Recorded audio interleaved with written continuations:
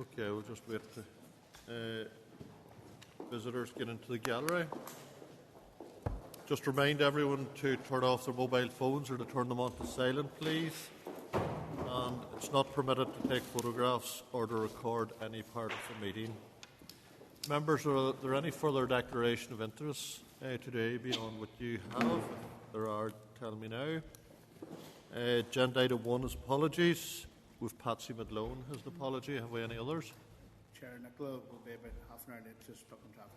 Okay, yeah, traffic's heavy there. Yeah, I can testify for that. Okay. And what about Anya? I haven't heard from you, so maybe. Okay. Members, item 2 is Chair's business. I refer you to pages 3 to 5 of your table papers regarding the draft press release of today's visit. I'd ask you to have a look over that, and if you're all content, don't tell me anything before the end of the meeting. If you are, that's fine, it'll be issued. Agenda item 3 is draft minutes. Refer you to draft minutes of September on your pack at pages 4 to 23. Are you content or are there any comments? Great, thank you. Agenda item 4 is matters arising. Refer you to the response from the Department dated the 10th of September, which is at pages 25 to 102 of your pack regarding the public consultation on environmental principles policy statement. Minister's intention to publish the draft EPPS for public consultation on the 30th of September for a period of 10 weeks. Have you any comment on that at the moment, or are you content to note? Okay, thank you. Okay, agenda item 5, members, is the oral departmental briefing on the SL1 HOPS certification amendment regulations Northern Ireland 2024. Confined information, pages 103 to 113 of your pack. DAERA intends to make a statutory rule on the HOPS amendment regulations Northern Ireland 2024. We have had previous information on this, so I welcome officials here to the meeting. Samantha Swann, Head of the Agri Policy, and Kristopher Todd, Agri Policy. Over to you to give us a briefing, up to 10 minutes, and take questions. Perfect. Morning, everyone.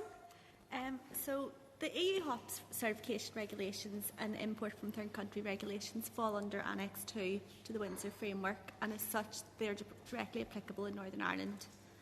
Domestically, HOPS regulations have been enforced by the UK-wide HOPS certification regulations 1979.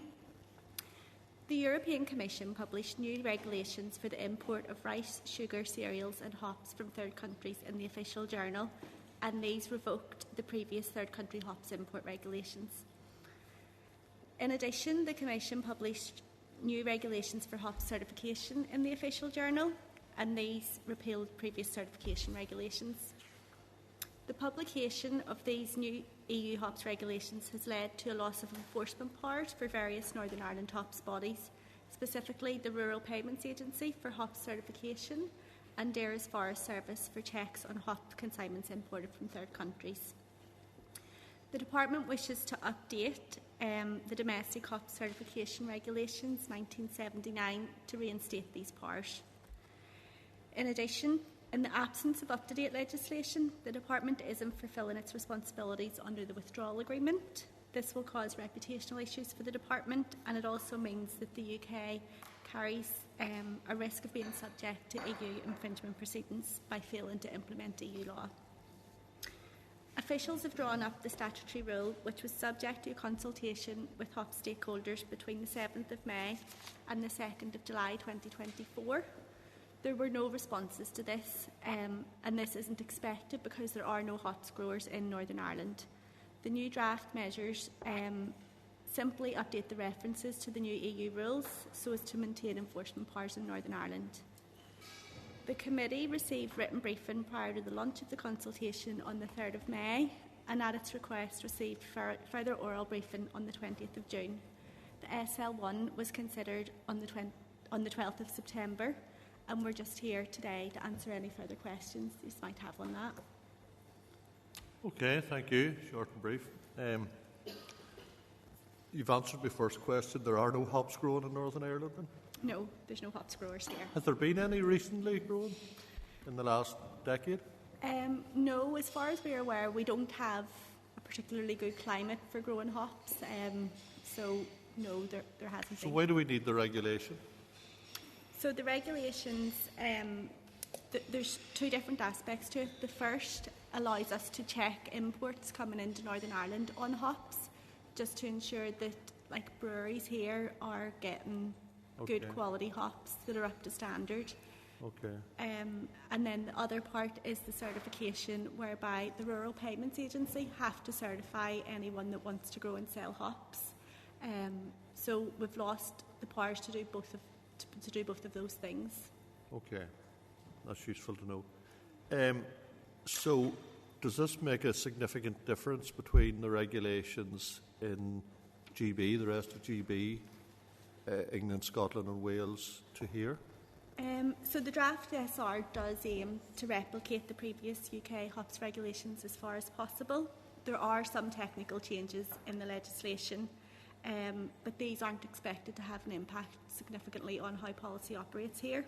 So there was a change that was brought in that changes the date whereby breweries have to basically report to the RPA, and it's changed from the 31st of October to the 15th of November, and the RPA has said that will have no impact. In relation to the increase in maximum weight, where certification rules don't apply to private individual sales, so they've raised that. Because there's no hops growers here, that's unlikely to have an issue, and it'll just make it easier for people who want to homebrew, getting this stuff in. They won't need the certification anymore. There's some allowances to allow for electronic documentation brought in as well, but these don't prohibit the existing paper-based system, so we have the option of accepting electronic documentation or paper-based. So again, that's not going to have an impact. And then the other change is that the legislation gave the powers to member states to decide who would bear the costs of certification, and we've wrote the SR to keep that the same as it is in GB, whereby industry takes the cost. Okay, that's useful, thank you. Tom Buchanan? You say that we know we don't grow hops here, and you're saying it's going to have no impact at all? It won't have a change. It won't change current policy. In fact, without introducing this legislation, there's also divergence. We will be the only place in the UK that don't have up-to-date legislation, and we'll be the only place in the UK if somebody wants to grow hops, we won't be able to certify them. So, in not implementing the legislation, that is going to cause a divergence. I really don't see the need for it in one way. Whenever we don't grow hops, and it's going to have no impact on the situation anyway. So I don't really see the necessity for it, to be honest. So without the legislation, we can't certify hops coming into Northern Ireland. So people could be buying hops in here. So there's thresholds for the amount of water content that's allowed to be in hops, and for the amount of waste products, so like twigs and stuff like that. So we can certify that that's within the threshold. So people brewing here could be getting lesser quality hops, which will impact businesses that way. How does it operate at the moment? To bring in hops, how does that operate at the moment? So at the minute, to bring in hops, they need to be accompanied by an attestation of equivalence, and that basically certifies that it meets the minimum standards. The checks, obviously we've lost the powers to do any checks, but the checks happen away from the point. So there's a documentary check that HMRC does at point of entry, and then away from point of entry there's a 5% check. So like at where the importer's based, but obviously that's not happening at the minute.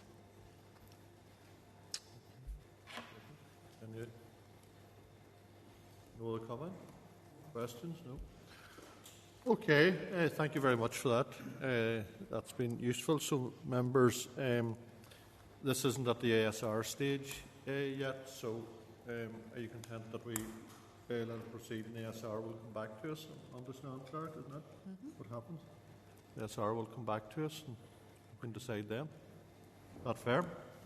Look, thank you very much for your briefing. Thank you. I appreciate it.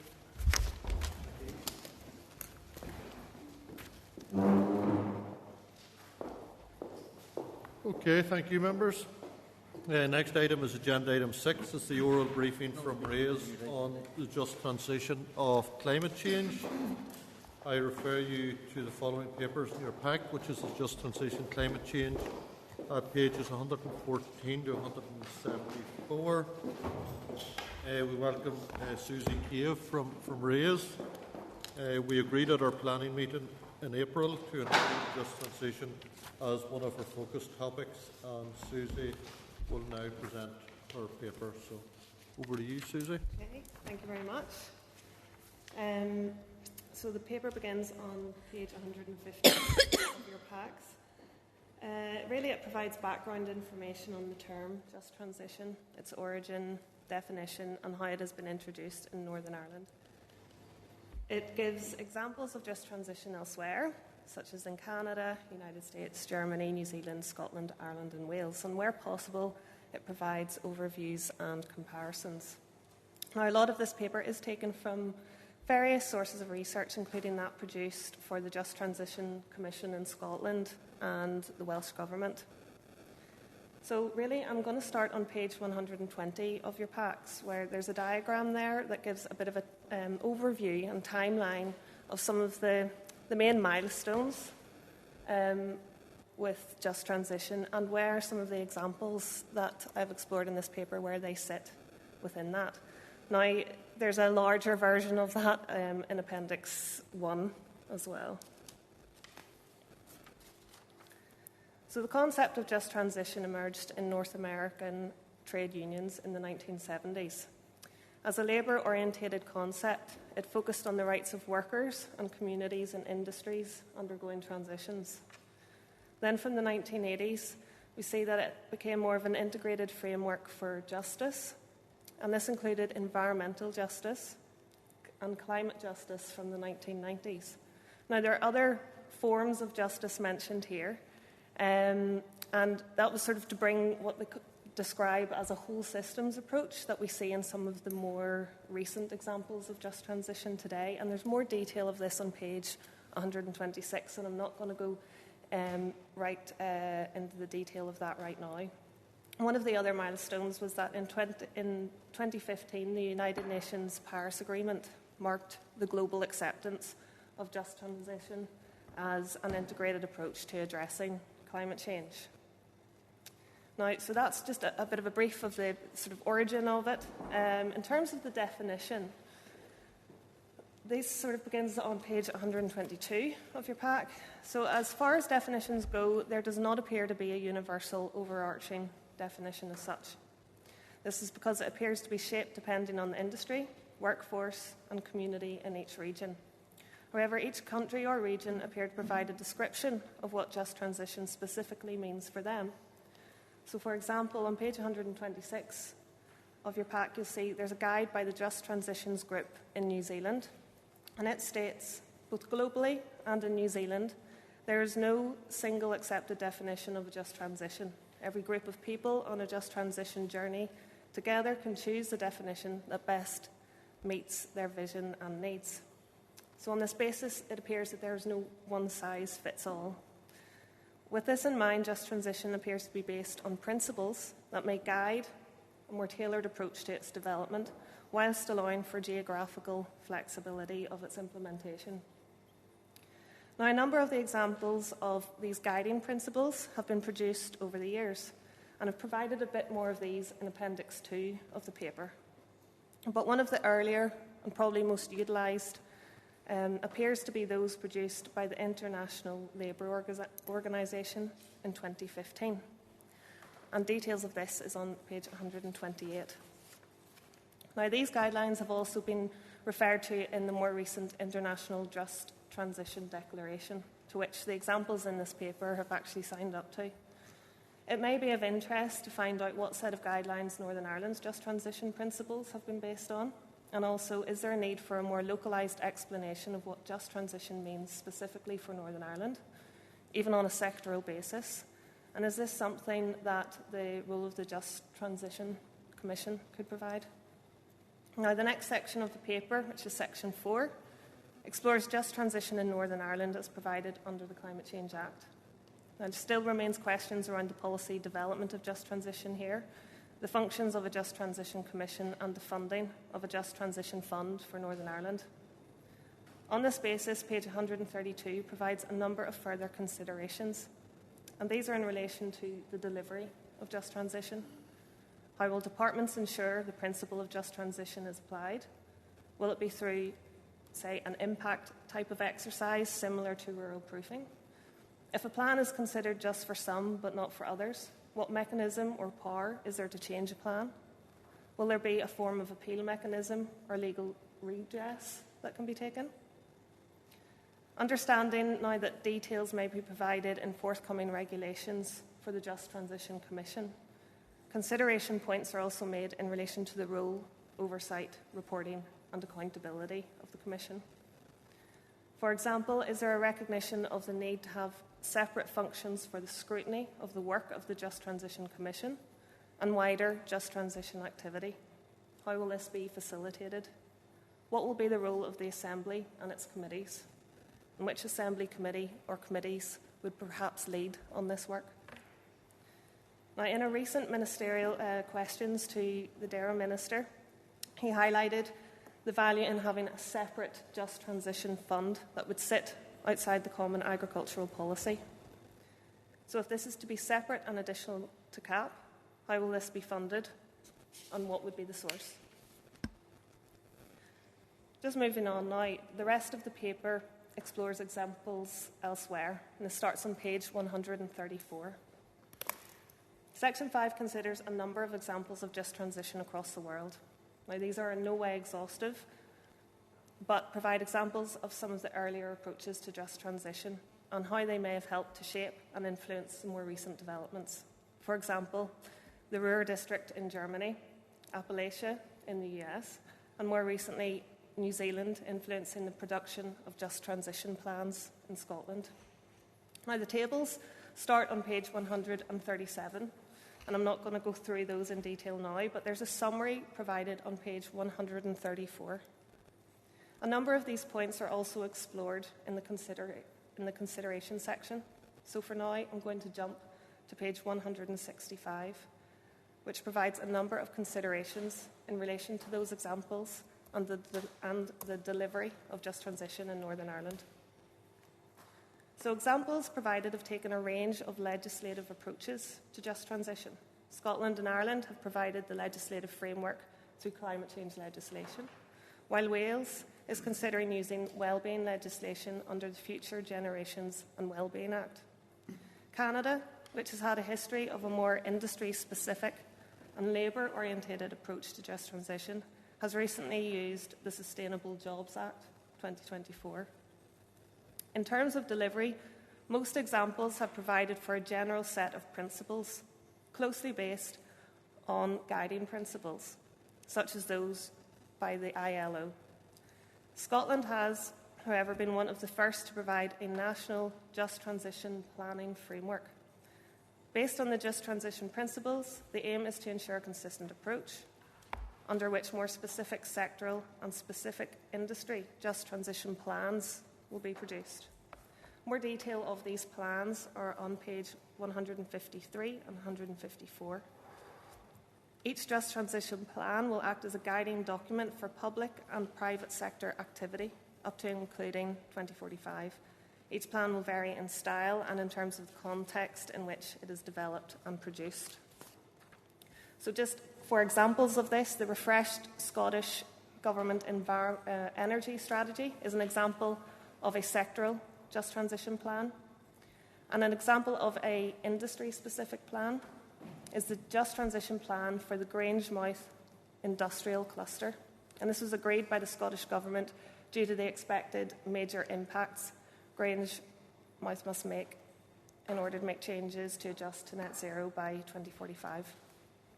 In fact, Ireland and Wales have stated their intention to produce a framework similar to Scotland, and it may be of interest to find out if Northern Ireland will produce one along with a set of just transition plans. Some of the examples have established a specific Just Transition Commission in Scotland, or are in the middle of establishing one, such as in Ireland, who have just begun a recruitment campaign for the membership, or they are considering one or the use of existing commissions. So, for example, Wales with the use of their existing Future Generations Commissioner, or New Zealand under its established Climate Change Commission. There appears to be two types of commission membership in the examples: those with external appointments who represent stakeholders, it's in Scotland and Germany, and internal membership of civil servants who engage with stakeholders, for example, New Zealand. So what form of membership will the Northern Ireland Just Transition Commission be made of? Some of the examples have Just Transition Commissions with a fixed term and are no longer in operation. So, for example, Scotland, Canada and Germany have produced their final reports to government. However, the Appellation Commission in the US, which was established back in the 1960s, is still in operation. Also, New Zealand is ongoing due to being under its Climate Change Commission. Will the Northern Ireland Commission operate for a fixed term, similar to Scotland, or provide ongoing support similar to the US? Or what about a model similar to New Zealand, with all of it provided under the role of the Climate Change Commission? There are various forms of funds and funding provided across the examples considered. Similar to Northern Ireland, Scotland and Ireland have a specific Just Transition Fund, however, with a wider remit than the Fund for Agriculture here. For example, in Scotland, its fund has supported a range of projects from food and drink industry to offshore renewable energy. Most of the funds are provided by governments. However, Ireland receives EU funding, which it match funds. Interestingly, New Zealand has a council-driven fund, which is called the Low Carbon Acceleration Fund for Natural Carbon Sink Restoration of Forests and Peatlands. This is funded through borrowing against free allocation of carbon credits. And is this something that Northern Ireland could consider?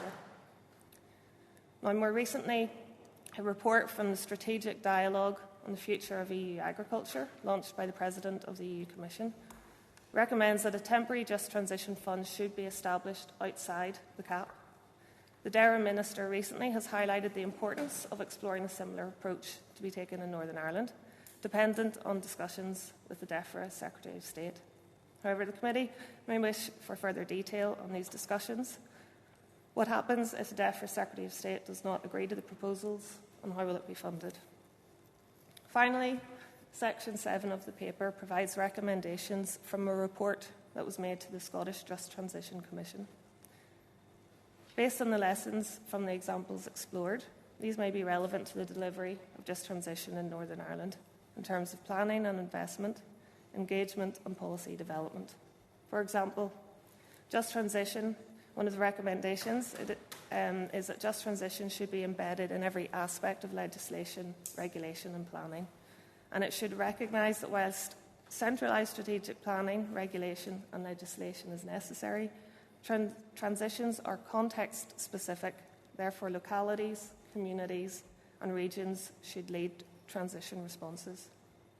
Now, there's other considerations and recommendations listed throughout the paper, but I'm going to leave it there for now, and if members wish to discuss any aspects, I'm happy to do so. Okay, thank you, Suzie. Did notice one comment in your paper that said no size fits all, which seems to be pretty relevant when you go through all those different areas. I suppose your paper raises a lot of questions too about how a just transition might look in Northern Ireland. There doesn't appear to be any meat on the bones of that as yet, is there? No, I mean, we're still waiting. Well, the first stage now is the regulations coming through on the setup of the Commission. We don't even know really, the full role and functions of that. But in terms of the actual delivery of Just Transition and implementation, how things are going to be measured, and reporting, and who's going to be held accountable and how. Yeah, those details haven't come through as yet, and whether that will come through with the cap, we're not sure. And we're not sure what form those will come through. I'm assuming through. While the legislation, climate change legislation, set targets to meet, you had your 2030 target and whatever else there were no targets for the just transition. Is that right? No, that's right. Yeah. So all we can go by is what might come forward now, and nothing's coming forward. So we're pretty much, would I be right in saying, or that we're pretty much behind the ball with all of this, given that we have targets to meet for climate change, but we don't have targets for just transition? Well, yes, and it's quite similar case for other examples as well. They don't have specific targets for just transition as such, but it's to do with how they set it up under whether it's a general framework, and then those just transition plans, for instance, that we see with Scotland. But for us, under our Act, we have the production of sectoral plans, but they're very much in relation to reaching the targets set under the Climate Change Act in relation to emission reductions, but not just transition targets. But that's where Scotland has taken it separate to have a separate plan for just transition. But what level of, in terms of targets under that, there aren't any specific that are legislated for. So, All right, so we're very much still in the unknown phase of it. Okay. Vice Chair Declan, Deputy Chair. Thank you, Chair, and thank you, Suzie, for your research, very detailed and helpful as always. So you see in your research, you made reference to the Scottish Just Transition Commission and the South of Ireland are in the process of it. How many people will be on a Just Transition Commission? Is it initiated by the government? And what's the selection process and the range of sectors involved? Who would typically be involved? How do you get involved? Well, yeah. Well, that again, we're hoping the regulations. So there's consultation, hopefully, that will be coming out soon from the department, and that will give a bit more detail on the sort of selection criteria. Now, in the south, they've just recently run their recruitment campaign, and it's expressions of interest. I don't know the exact level of detail as to how that selection is made, and whether it would be based on the different sectors that are identified and making sure that they have representation from those different sectors, but at what level those representations come in at, I'm not sure. And Suzie, could you just elaborate? You mentioned that in Wales, New Zealand, did they have some sort of established committees? But what just elaborate on that a wee bit? Oh, yes. So Ireland has had a commissioner that was established mostly for the Midland area in relation to the impacts on peatland and the peat industry. So they were established in 2019 for that specific role. But under their climate action plan, they want to establish a more general commission that would be, rather than just an individual commissioner, and it would explore, the larger impacts rather than just focusing specifically on that one geographical area. And finally, sorry, Chair, thanks for your indulgence. Do you see the new agriculture policy with the emphasis on like carbon capture, carbon reduction, and all the environmental aspects that are part of the new agriculture policy? Would you see that future policy, which probably will include future capital schemes as well, as effectively part of the just transition in agriculture? I mean, in terms of actual implementation and delivery of it, I mean, of course, across all different sectors, but specifically agriculture and all of the policies that come in and under it. I mean, when you look at some of the other examples, Scotland, for instance, they produce their strategic framework, which is basically just pulling together all existing initiatives under all of the different sectors. and from there, then they provide then the more specific plans. So, that holistic, is this idea of this holistic approach that would be needed. But the important bit is the fund then that is there to back that up, and whether it's, as we have established under the Climate Change Act, it's specific to agriculture, but a lot of the other funds are broader than that, and they go to other industries as well. Yeah, I think that separate fund is important if all sectors, including agriculture, are to go down that path that needs support to do it. Thank you, Chair. Okay, and Nicola. Thank you, Chair, and thank you, Suzie, for the presentation. I have a question again about the Just Transition Commission. Obviously, the North is being scoped out at the minute. There's still quite a bit of work to be done. But you mentioned there that Scotland's is on a fixed term and they'll produce a report at the end. I think you said America have like an ongoing rolling kind of commission. From your research, which do you think would potentially suit the North best? And I think you said New Zealand had a different kind of model. Is that right? Can you explain that maybe? Yeah. So I'll start with New Zealand. New Zealand, their commission sits under, their commission, it's included within the role of their Climate Change Commission, which is an ongoing role throughout the journey to net zero. The difference is Scotland, and Germany, they produced their commission and on a fixed term basis, who've made recommendations then to government on how just transition should be carried forward. But that role has now ceased. So, for instance, in Scotland, they produced their final report to the Scottish Government and made recommendations, including how the Deputy First Minister or a senior member of Cabinet should be held responsible for just transition and reaching any overarching climate change targets and just transition within their own portfolio. So, given that one, the main role and responsibility. Now, there's no legislative requirement for that, but that's a recommendation that Just Transition Commission made. So it ceases to operate now. The US, they have the Appalachian Commission, which again is quite a specific region, but it was established back in the 1960s. It's still ongoing, and a lot of that is because, well, I'm assuming they also have a fund that is a philanthropic fund through so Rockefeller Foundation, and so they're not just relying on government funding to keep that going.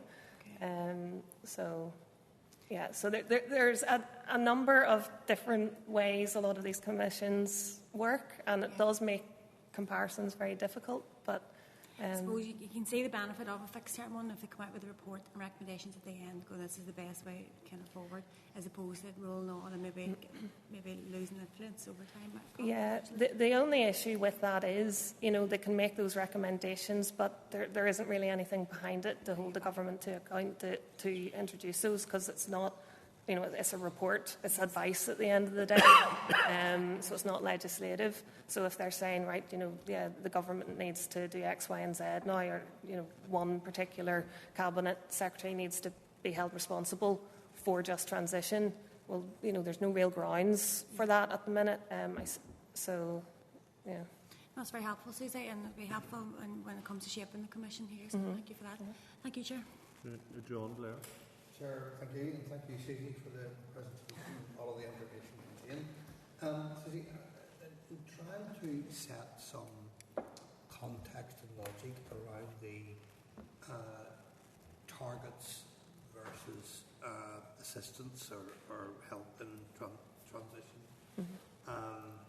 I understand the rationale for the questions like those that the Chair asked, for example, but is it a fair assumption that if science and expert advice leads you to a position where you need to be, it's easy to set a target, such as those in the Climate Act?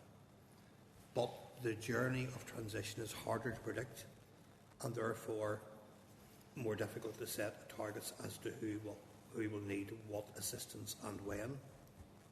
I would imagine impossible to be precise around that because one sector, and all of the sectors have a major effort, like transport, energy generation, and of course the agri sector. People might come up with their own innovations and improvements as that journey goes, and therefore the amount of assistance envisaged at the outset could change. Is that why there needs to be more flexibility around the plan for transition, really, rather than just saying X will need Y amount of assistance in this year and this year and this year? Because the picture could change considerably, is that a fair assumption? Certainly from those examples that I've looked at and you know, trying to, even if I take it back to the definition and, you know, even within that, the establishment of, you know, targets that could be developed from that. But certainly the approach seems to be that, yeah, as time changes, the picture changes, and so it's that idea of allowing flexibility. If you bring in maybe statutory targets, it's very hard to, you know, change any of those if that is needed, because I suppose it's an area at the minute for a lot of industries it's in their infancy and we don't know what way it's going to go. And so the innovations that could help us on that journey of transition could change. There could be new innovative products or methods coming along that entirely changes the amount of assistance that's required in transition. Well, it's certainly, you know, the sort of the scientific development and technologies and things at the moment for this is really, you know, at an early stage. And so, yeah, I would imagine, you know, how different regions will, you know, take their approaches depending on what technologies, expertise they have there at hand. Then that is what shapes their plans. So, yeah, it's very region, area specific. Yeah. Okay, thank you. Right. Thank you, Chair. No other questions? Sorry, William. Sorry. Just the position, you know, for me it's quite vague, the whole thing. Yeah. But, you know, I just noticed here, you recognise that actions taken which nailed just a position in one place may lead to problems in other places. Any examples of what that could be? No? I mean, one example is how down south, you know, they approached with looking at their, you know, the peatland areas, and, you know, so trying to address those and the impacts then that was going to have. So they set up their commissioner and funds which would directly help with transitioning there, and any of the industry and businesses that would be affected by reduction of, you know, commercial peat and trying to restore. So it's that, you know, taking action somewhere and then the knock-on effects that has, not even just in that particular region, but it could be further as well. You can understand why it is, you know, the general of the term, you know, the generality of the term. It seems to be that you can shape it and tailor it to whatever you can. I'm sure any region can make it as specific as they want it to. Yeah, it will be difficult. There will be a lot of difficulties, I think. Okay. Okay, William, thanks. Okay, Suzie, thank you. And it's obvious that we're not going to have a resolution to this in the very near future. So I suppose it's something will be kept on the radar for quite a while. Okay, thank you. Thank you, Susan. Okay. Thanks. Any other comments, members, or do you want to take any action? Or I'm just thinking that maybe not for the immediate future, but somewhere down the line we need to get maybe officials up from the department to ask for an update. Yeah, but I think we'll have enough. Right, thank you. Agenda item 7 is the oral briefing from Clandeboye Estate officials. So if we have Mark Logan and Patrick Black. All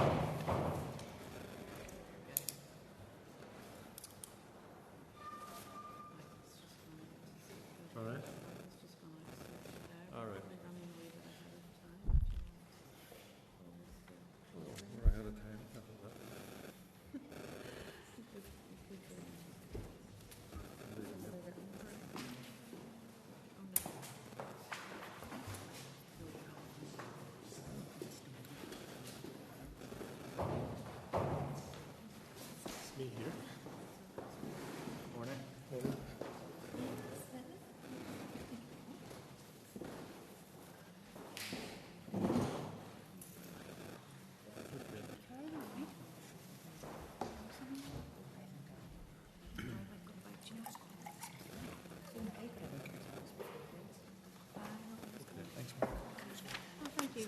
All right, Mark and Patrick, thank you very much for presenting to us here today. And firstly, thank you very much for hosting us here today. It's very good to be in this prestigious location. And thank you for that. And we're looking forward to our tour of the farm afterwards and the other associated activities. So I'll leave it over to you to present to us for 10 minutes and I'm sure you'll take some questions then.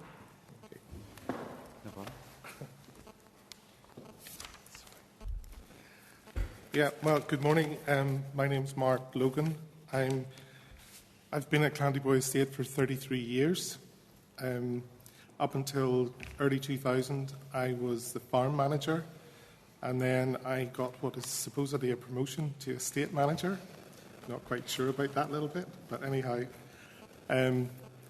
So over the years, we have seen a lot of change here. When I arrived, it was predominantly an agriculture-based, just milking 130 cows, growing a little bit of crop, and quite a bit of the land was let in Conacre at that point.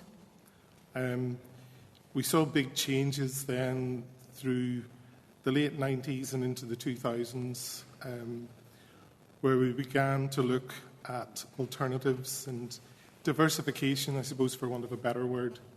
So we had reduced the cow numbers, which was very strange, but that was something Lady Dufferin was interested in, keeping a smaller herd of cows, looking after them really well, and sort of concentrating on that. That worked for a year or two when milk prices were really good, and then they crashed again. So the only sort of way that we could look forward was to add value to the product we had, and that was where Clandeboye Estate Yoghurt came from. That began in 2007 at a very small scale, but I'll let Patrick talk more about the yoghurt business. But as I say, it has been going since then. And at that point, we relied totally on the cows actually to be used as sort of marketing photographs. We all got into weird photographs with cows, which did make it into the press and definitely did help to set the whole thing off. And the whole story of the fact that it was a product being made from the cows that were here on Clandeboye Estate. Do you apologise for the gardener? That's okay. You're probably also aware that they are building a film set in the corner here as well. So we have a couple of sets at the moment for How to Get to Heaven from Belfast, which apparently is a Netflix production. So they currently are filming in another part of the estate this week, and then they're moving into this one. So there is a bit of background noise. But to say, we got into all sorts of... I had to get dressed up one day in a formal suit with welly boots on and a cow on a halter and a red carpet. And we all took our turns. Even Lady Dufferin, who was fairly media shy, got involved and got... So the yoghurt business took off, and that really has worked out well for us. And then the next thing that came along was the anaerobic digester. We started to build that in 2015, something that I suppose as a farmer I struggled with the initial concept of growing crops to put into this big concrete structure to turn into gas to make electricity. Being pragmatic about the thing at the time, I probably couldn't grow those crops and either feed them to something or sell them and make a profit, or certainly not anything like the income stream that we can have from the AD plant.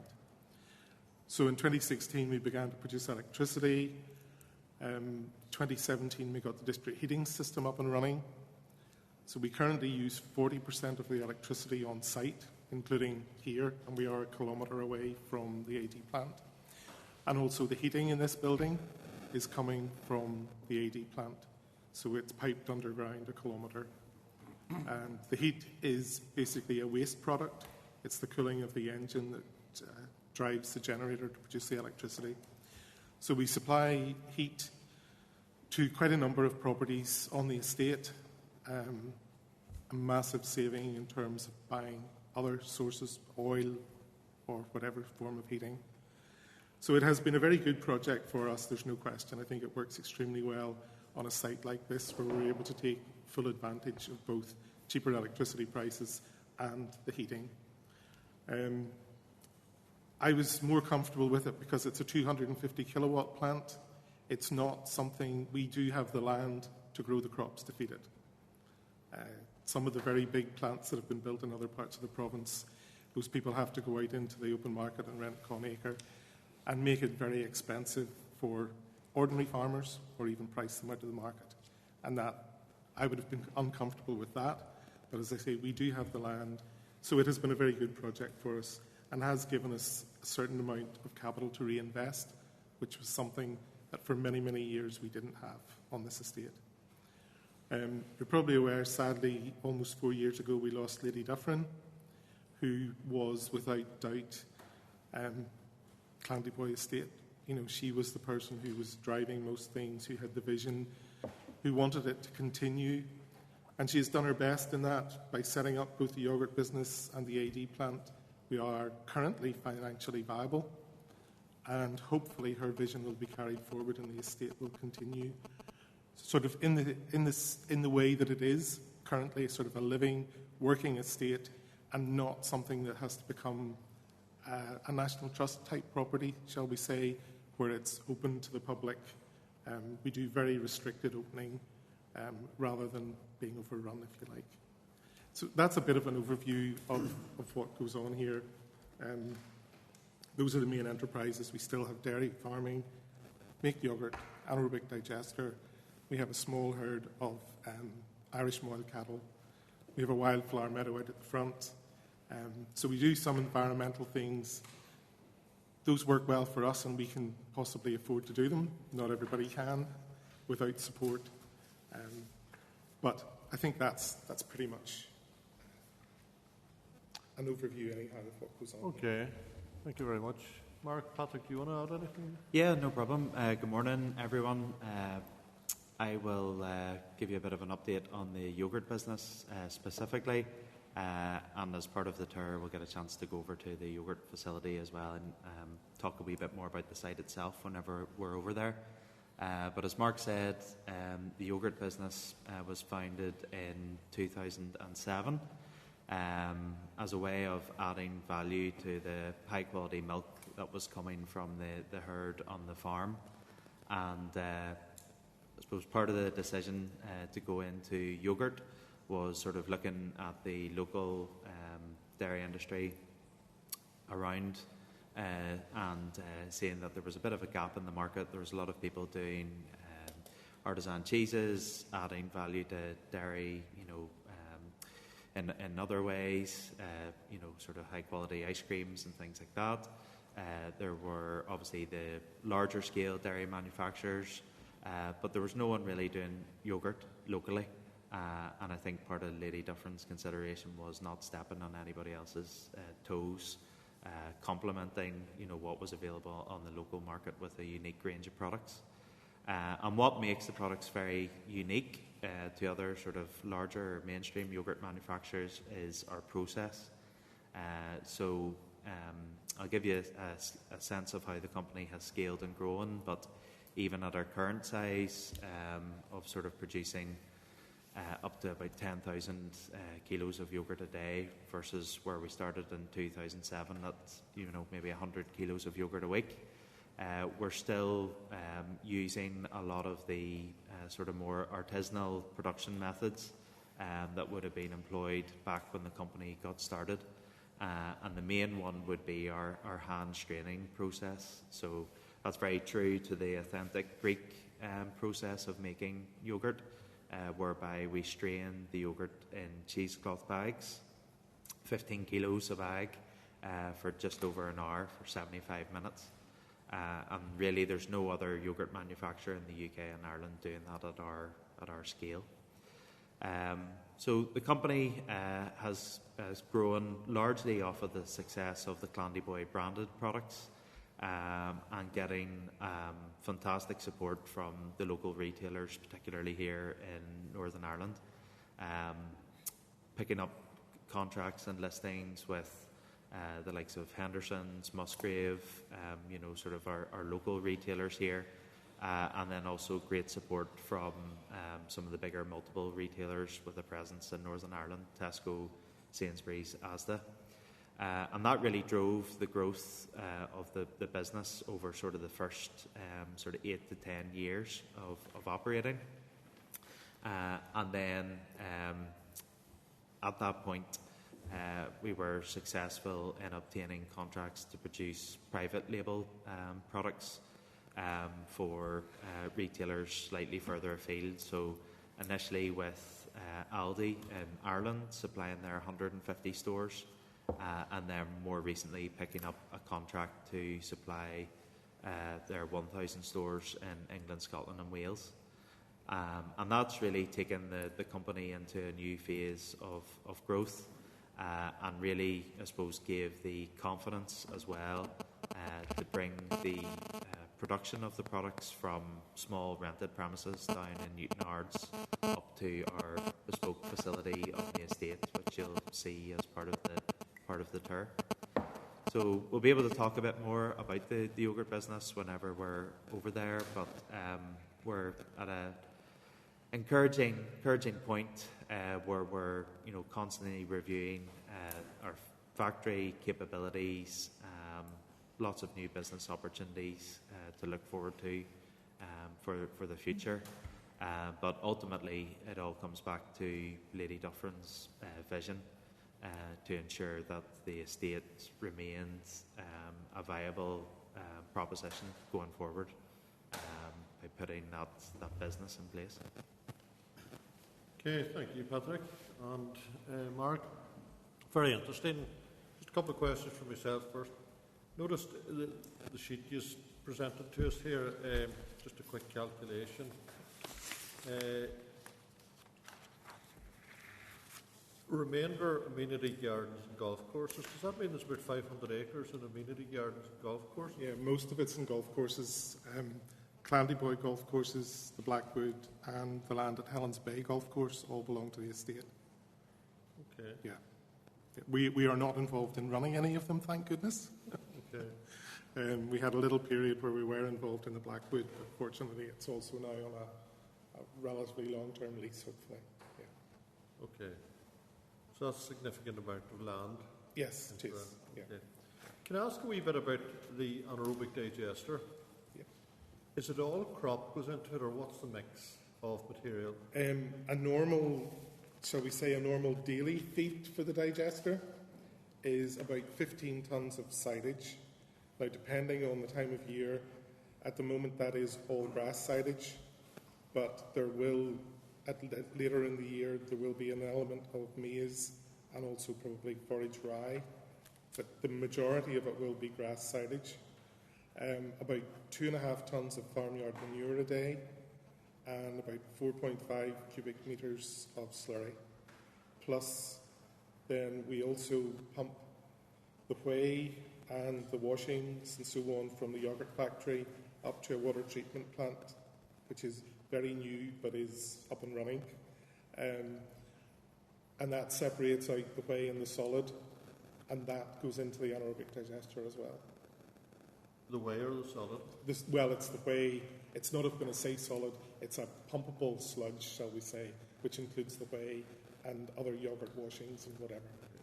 And that goes into the anaerobic digester. So the amount of slurry that is utilised is limited, fairly small? Yeah. I mean, I think the problem with an anaerobic digester based on slurry is the size that it would need to be and the volumes you would need. I think a very rough calculation is it takes 10 tonnes of slurry to be equivalent to 1 tonne of silage. So that's where you get into difficulties.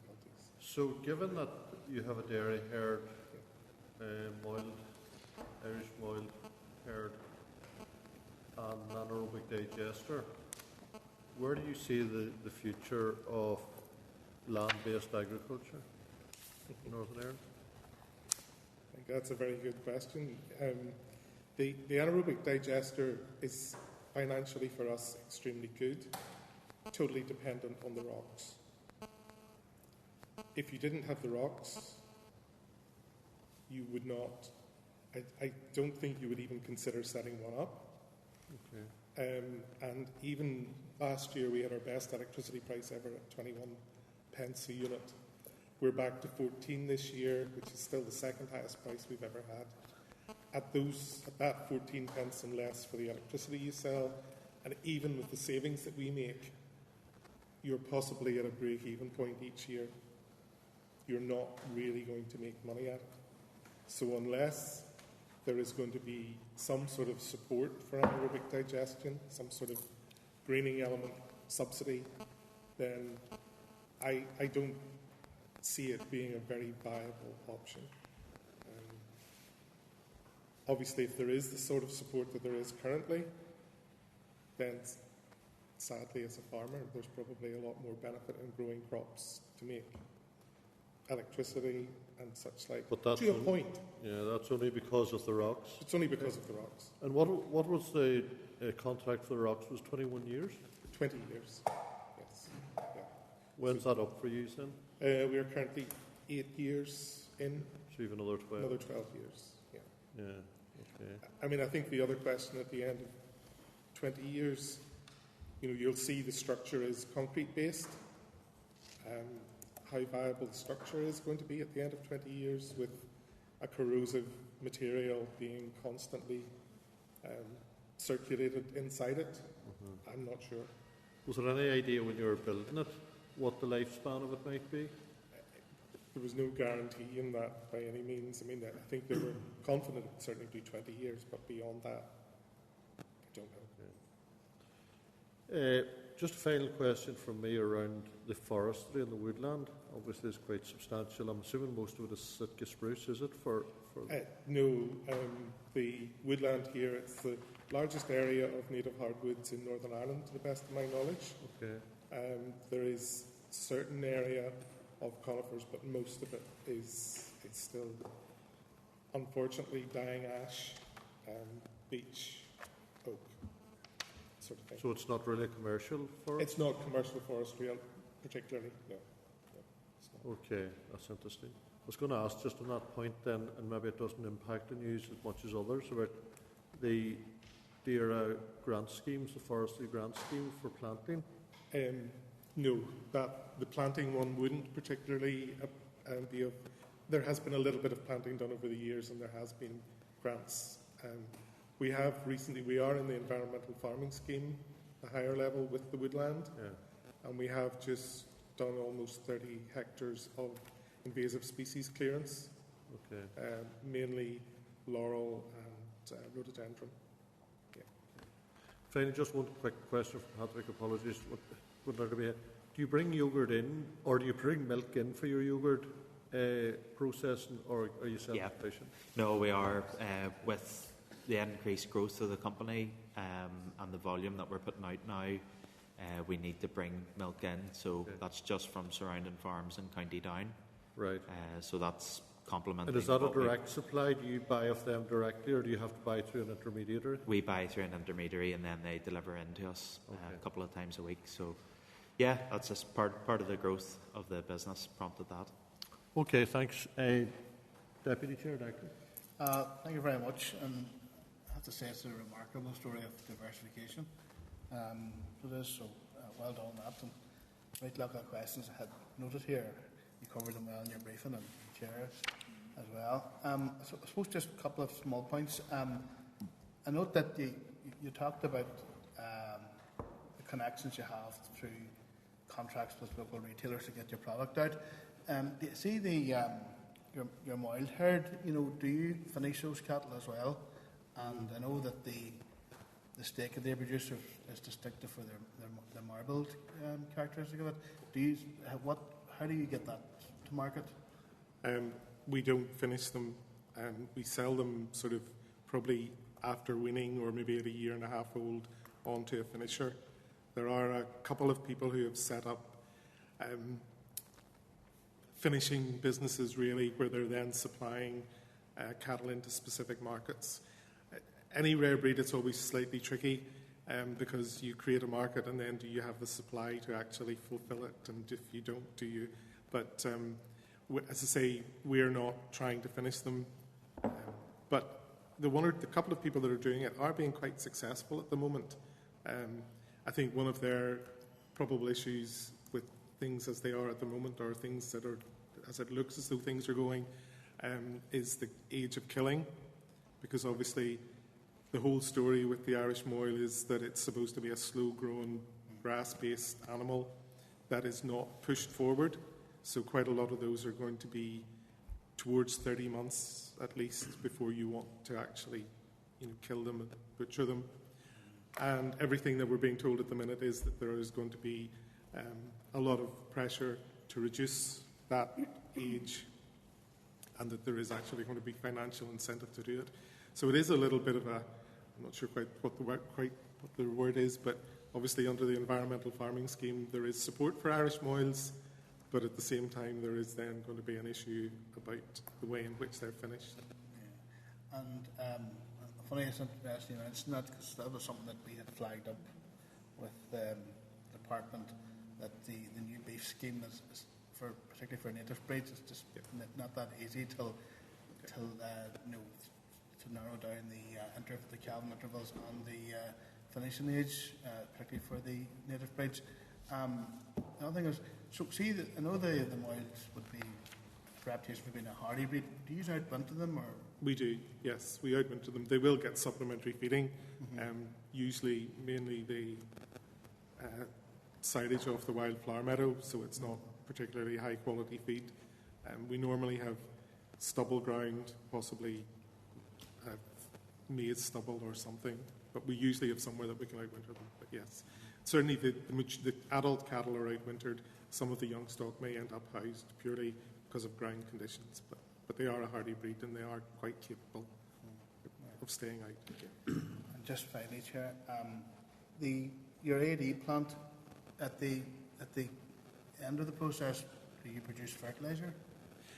Yes, all of our slurry and farmyard manure go through the AD plant, which then produces what we call digestate, and we spread that on the land. Yes, you put that on. We put that back out onto the land. Yes. And do you just have enough for your own land, or can that be?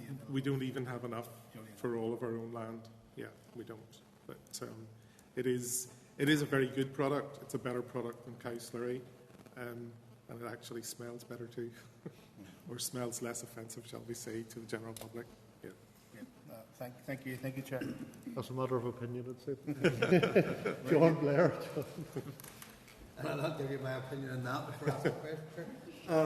The questions I was going to ask around the diversification have largely been answered, both already at the meeting and in the additional sheet that we got today. But I suppose the only question in the AD plant would be, is it working at maximum capacity, and is that happening all the time?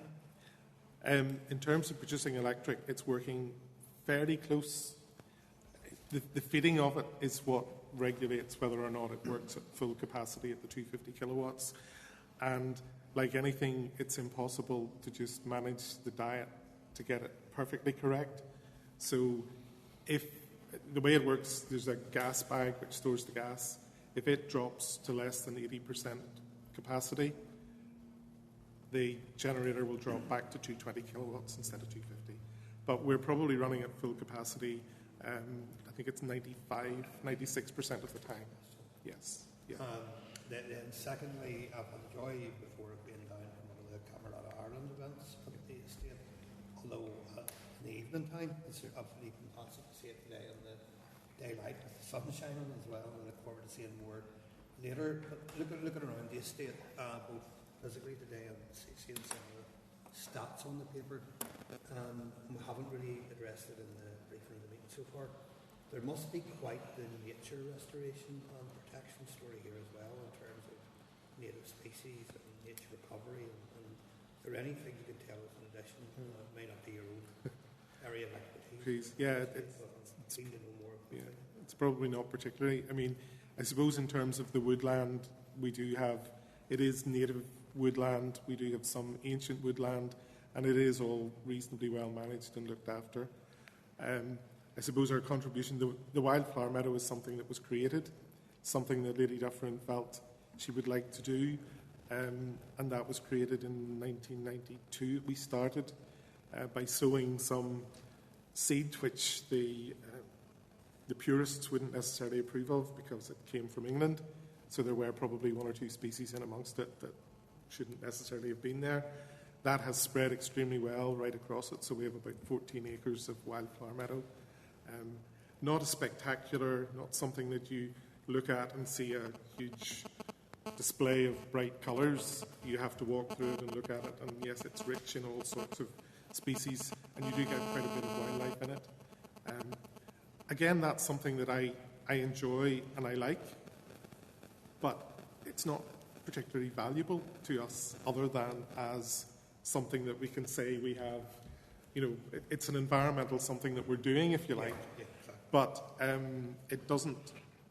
At one point, when we were in the countryside management scheme, there was a little bit of payment for it. Now the Irish moyns eat it and leave the sticks behind because a lot of the plants. There's a bit of a thing between a wildflower meadow and what people talk of as a hay meadow, because a hay meadow needs to be cut at the latest in July, and a wildflower meadow, if you want those plants to grow and seed and be there to seed for the next year, you're talking well into August before you do that, by which time the forage you get off it has limited use.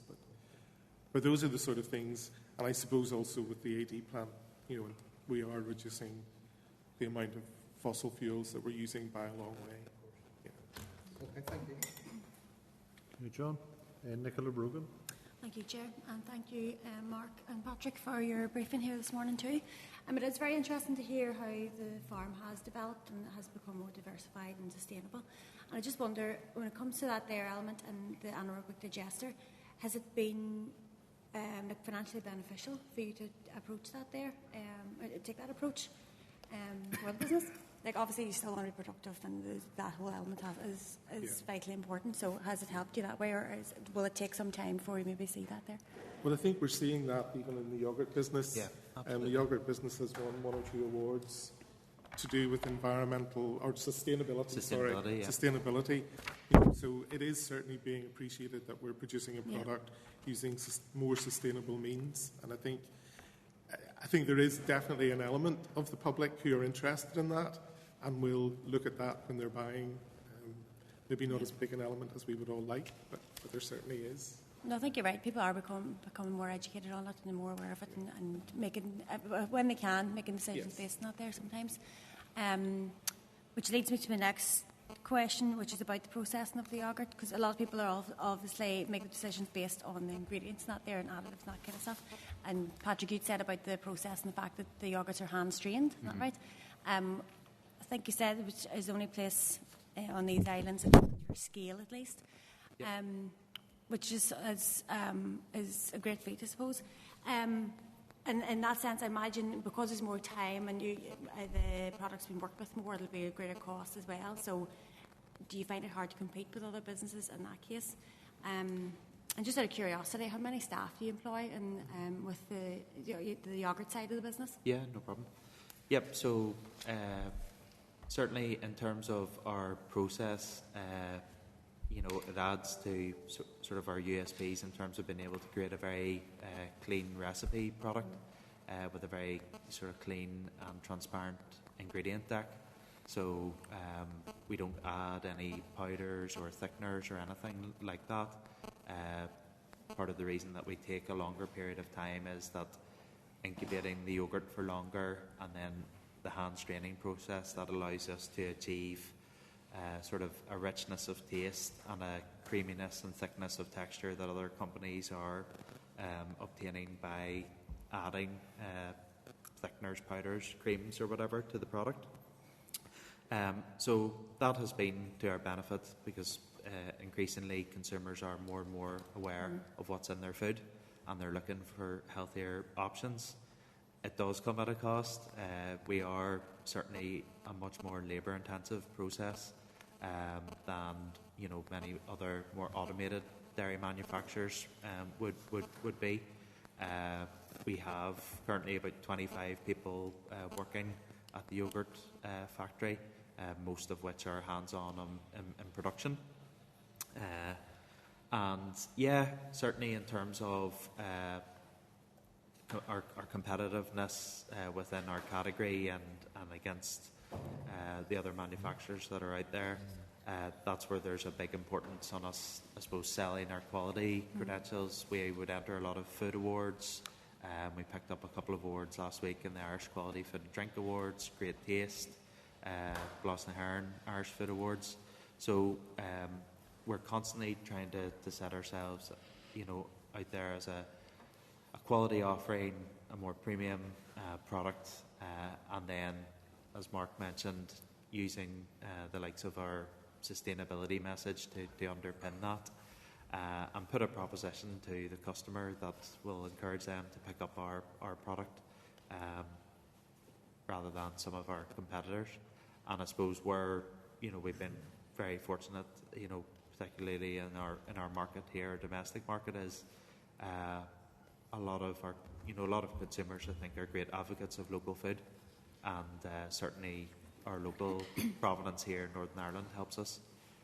Trying to take the brand into other markets a bit more challenging because you're competing with the local offerings there. But we've been very fortunate here that we've had a lot of support locally for the brand. Yeah. How do you actually do that then? How do you promote the fact that you are obviously locally based and the milk and that's coming locally, but that sustainability message, how do you get that across to consumers who are looking at a fridge packed of yogurt and just making a choice maybe on price or taste or whatever? How do you get that message across when they're making that decision that quickly? Yeah, for us, again, as a company, not having the marketing budget that some of our bigger competitors might have, sort of organic, forms of marketing, and particularly social media has been really, really important for us as a way to communicate with our customers. We would have a relatively strong following across our Facebook and Instagram platforms versus even some other bigger local food manufacturers, just probably somewhere between 7,500 to 8,000 followers. So we would use that a lot to communicate with customers. And then the other one would be, as we've sort of touched on, entering awards and generating sort of PR and awareness that way, whether it's on the quality side or more recently entering and being successful in some of the sustainability business awards. That's excellent. Well, I wish you the best of luck with it, and I look forward to the tour as well. Thank you. Thank you, Chair. William Arrow. Thank you, Mr. Chairman. In relation to anaerobic digestion, you did say, and I think it's taken for granted, across the industry, that without the RAC payments it wouldn't be viable. What way are those RAC payments assessed? Are they assessed by the amount of electricity you produce? Yes, they're assessed by the amount of electricity that is produced. That includes the electricity you use yourself and what you export to the grid. So every month you fill in data to Ofgem, which then generates the number of rocks according to the amount of electricity you produced. There has been hope that anaerobic digestion is a way of dealing with the slurry situation in Northern Ireland. What would your views be on that? Well, if you can afford to build a big enough plant to work with it, but it's just the volumes that are involved to be able to deal with slurry. But it's obviously, if it's going to be a way ahead, there's going to have to be government input and encouragement. I would have thought so. I can't see how it can be financially viable on its own. Yeah. Okay. That's my thinking. I would have thought that's the thinking of most business people. Okay. Okay. Any other questions? Just a quick one. Sorry. From myself, Chair. Roughly how much, in terms of costs, did it cost to set up the anaerobic? The anaerobic digester, the budget was 1.6 million. I don't know, at that point I wasn't the state manager, although I was reasonably involved. I'm not entirely sure that it was totally added up because nobody wanted to know exactly what it cost, but let's say it was closer to 2 million than the 1.6. And what year? That was 15-16. Do you think it's made its money back? It most definitely has. It made its money probably within 5 years at that point. And the estate, in fairness, we were very fortunate in that Lady Dufferin decided to finance that. So we actually were the estate was benefiting from as soon as we started to produce, but that's obviously a very unusual situation. But yes, it would have paid itself off certainly within 5 years. Yeah. And just in relation to the maintenance, does it require much maintenance at all? It's not terribly labour intensive, but certainly some of the moving parts. You know, we're now 8 years into it. We have had to replace augers. We've had to do maintenance to mixers. In terms of the engine, it's very just regular oil changes. There is a certain level of maintenance, but the labour cost and the maintenance cost is not tremendously high. No, it's something that fits in quite nicely to a farming operation without having to employ extra staff. Yeah. You know, the people who are working on the farm already are capable of doing the necessary looking after it, the feeding of it, and the very basic maintenance. John, what about you? Sure, quick one, and apologies if I've missed this, but when we were talking about the advertising there, just came to mind, do you export any of the product from here? In terms of our customer base on our brand, it's predominantly Northern Ireland, and then in terms of private label products that we would manufacture, we would have quite a bit of business in Ireland and in GB. Beyond that, taking dairy products into Europe, certainly in terms of yogurt products, becomes very, very competitive. You know, the markets that you would be targeting, the likes of, say, the German or Dutch market, there's a lot of fantastic quality products there. Again, one of our challenges in terms of export would be our product shelf life, because of our hands-on process, comparable to more automated manufacturers, would be slightly on the lower end. So our market is very much kind of local. Yeah, local. Thank you. All right. Sorry, Chair. Sorry. Just off the back of John's question there, in terms of the all-Ireland market, would there be much more presence from yourselves in the Republic? Not in terms of our branded products.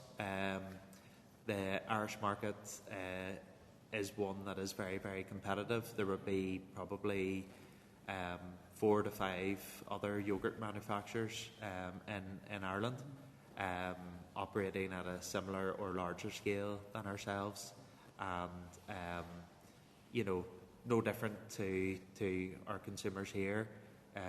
You know, regionally across Ireland, I think consumers are very good at shopping and supporting local. So, you know, it's challenging at times to compete against some of those other offerings.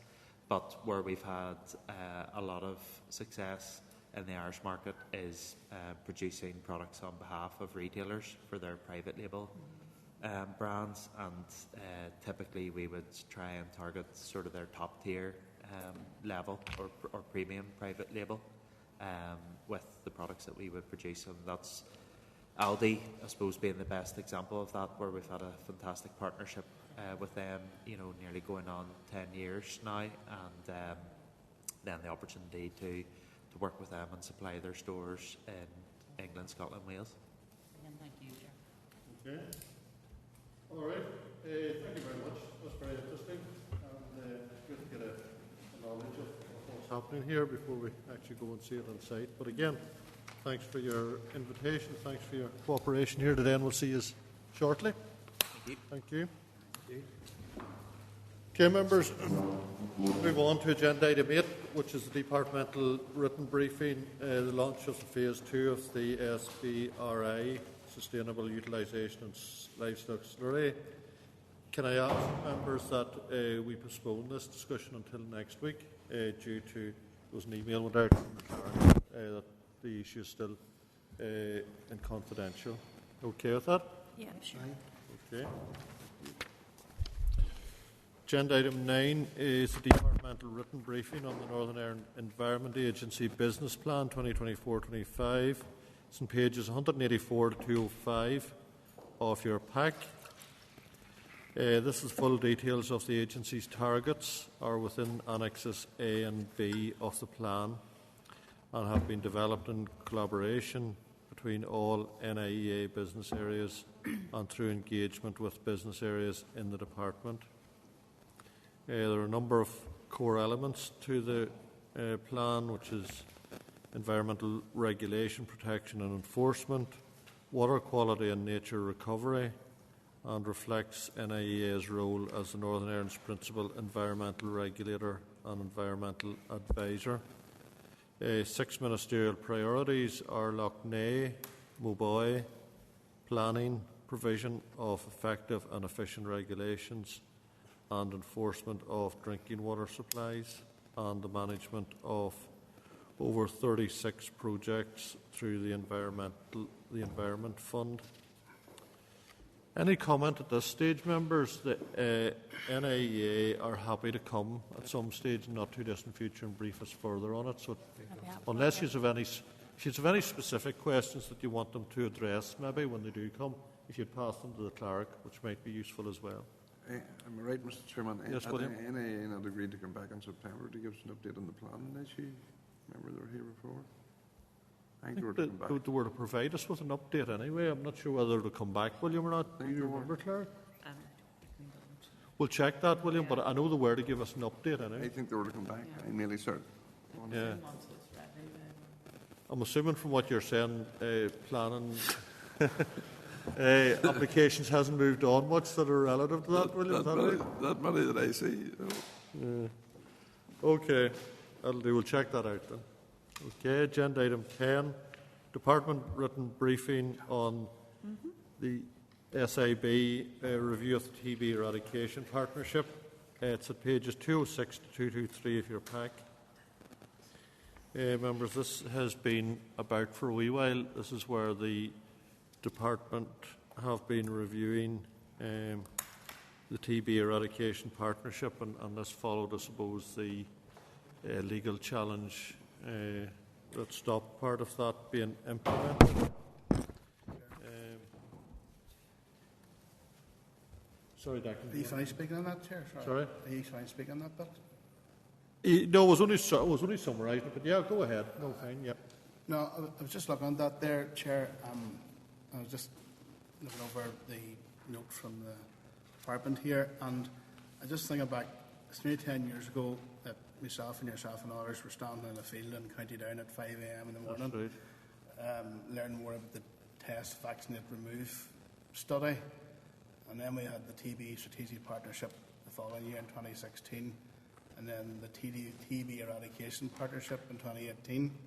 And now there's an independent review of the TB eradication partnership and a review by the Chief Vet of all TB matters.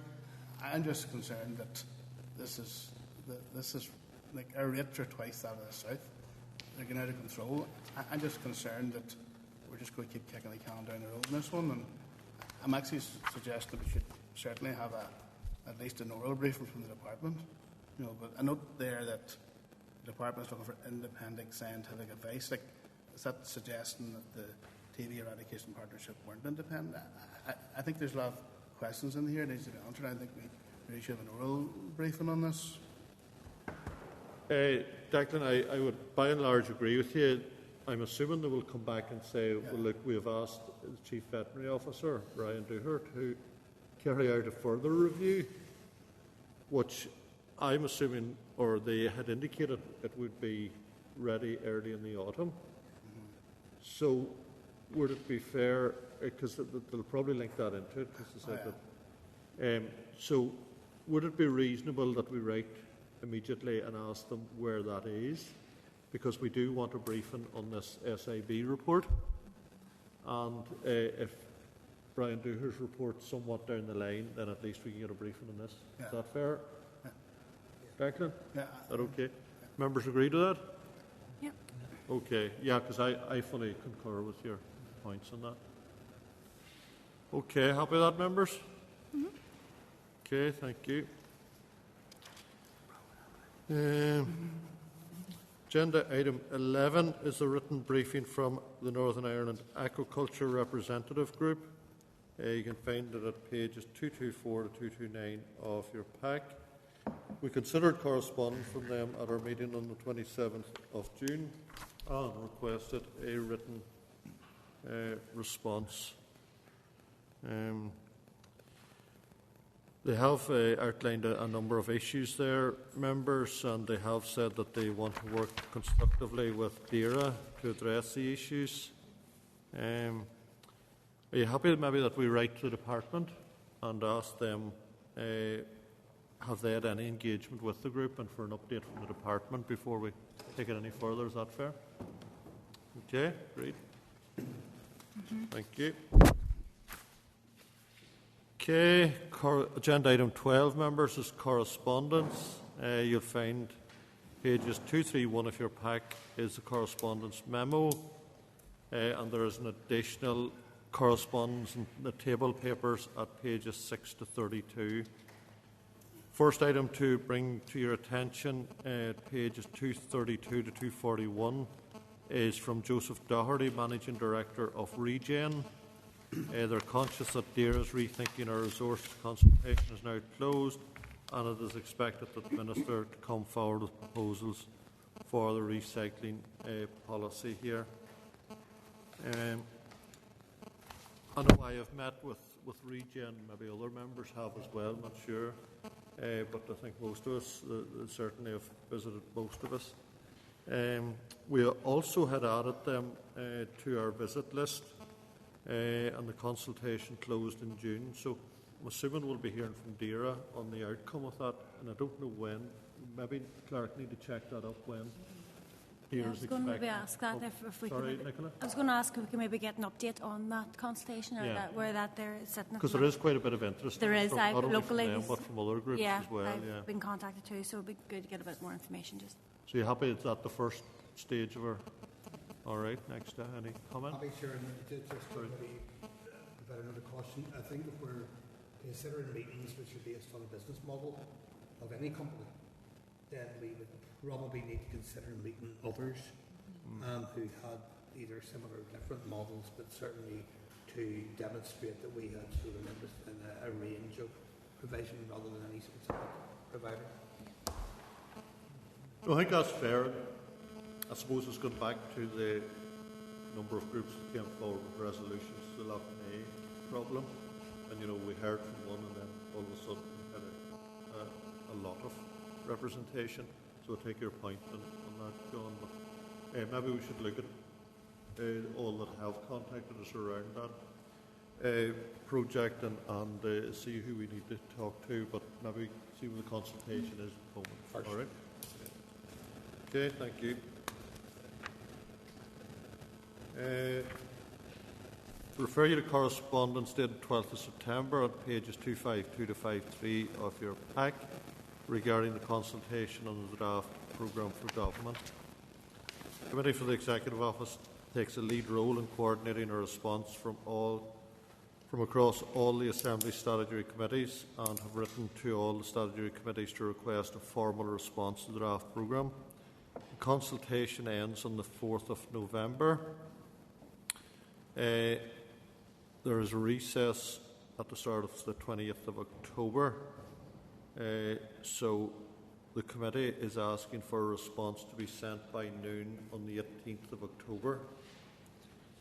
The clerk has provisionally arranged a briefing from DAERA for a meeting on the 10th of October on the draft programme for government, with links to the business plan and specific budgets, allowing our draft committee response to be considered at the meeting of the 17th of October. So it's quite a tight time scale there, but I've spoken to the clerk and she's assured me it's doable. So we'll be hearing from the department on the 10th, and then have the draft response for the 17th. Is that okay? Yep. Okay, thank you. Next item of correspondence is at pages 254 to 269 of your pack, dated the 13th of September, from the Northern Ireland Audit Office. They have compiled a report on DAERA, providing a short overview of the Department's priorities and funding, including an overview of the Northern Ireland Audit Office programme of audit work and any recently published reports relevant to DAERA and this committee. Current and future work programmes of direct relevance includes public bodies' response to misrepresented soil analysis, which was published July 24. The Review of Waste Management in Northern Ireland, published July 24. Waste Crime, it's scheduled to be published December 24. And Energy Efficiency, scheduled to be published early 25. There are previous NA audit reports as well. Anything you want to do with this, members, or are you happy to note it? There's quite a bit of reports there that's relevant to DAERA and this committee, but can I suggest maybe in your own time, if you think there's anything you want a further briefing on, to let us know? Is that fair? Sorry, Karen. We will hear in due course of the ones that are live, which ones the PAC are going to look at. So hopefully we'll hear that soon. And then if the PAC decides to look at them, we can't do anything detailed anyway on those reports until they're finished. But if there's ones that the PAC release without doing anything with them, they can propose. So we really have to wait to see if the PAC is going to pick them up. Okay. All right, members. 12.6 is correspondence at page 270 of your pack from the Chair of the Western Innovations Network regarding anaerobic digestion in Northern Ireland. They are currently working with 2 other companies in Newry, designing a small-scale biorefinery on a unique way of utilising the digestate to make biodiesel. Members, I looked at this. It's quite short. I think in order for us to assess it or have a further in-depth look at it, we'd need a bit more information. It's a very short letter. Are you okay if we go back and ask for further information? Yep. Okay, members, next item of correspondence, pages 271 to 272 of your pack is from Anne Watt, Director of Pivotal. A report entitled The First 7 Months of the Restored Northern Ireland Executive. Page 11 of the report highlights headline actions and main priorities for DAERA from February 24. They would welcome an opportunity to discuss the issues and analysis in the report.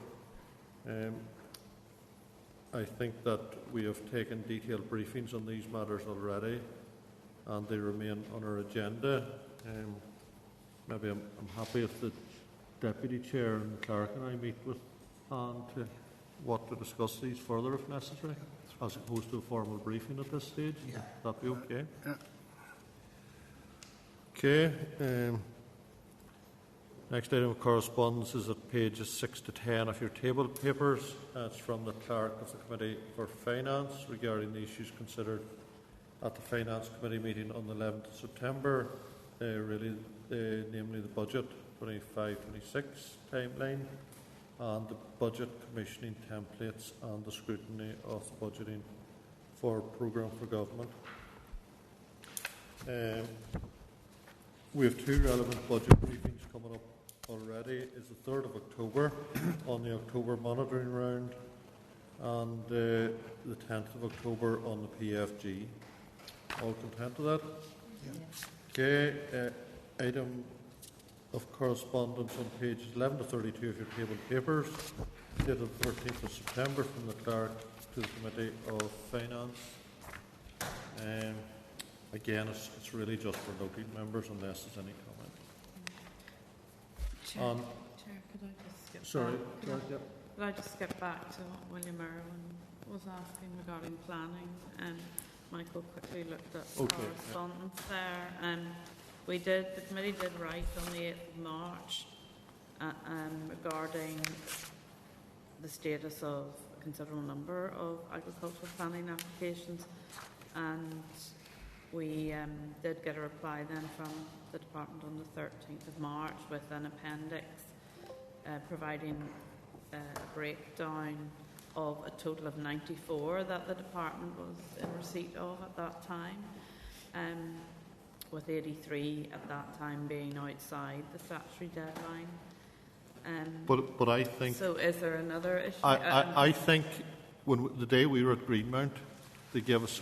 I'm just running this through in my head. The day we were at Greenmount, NIEA gave us a detailed presentation, and they agreed to come back or at least give us an update in September, October. So we'll take I that. think, yeah. And you see the number you're talking about there, I think the number today is from like 200 to the back of 80 or 90. So it's changed considerably since then. Yeah. Okay. Okay. All right, where are we now? Yep, agenda item 12, members, is the draft forward work programme, pages 273 to 276. Yes, Declan? Thank you, Chair. Chair, I note that our visits take us up till the back end of October, and can I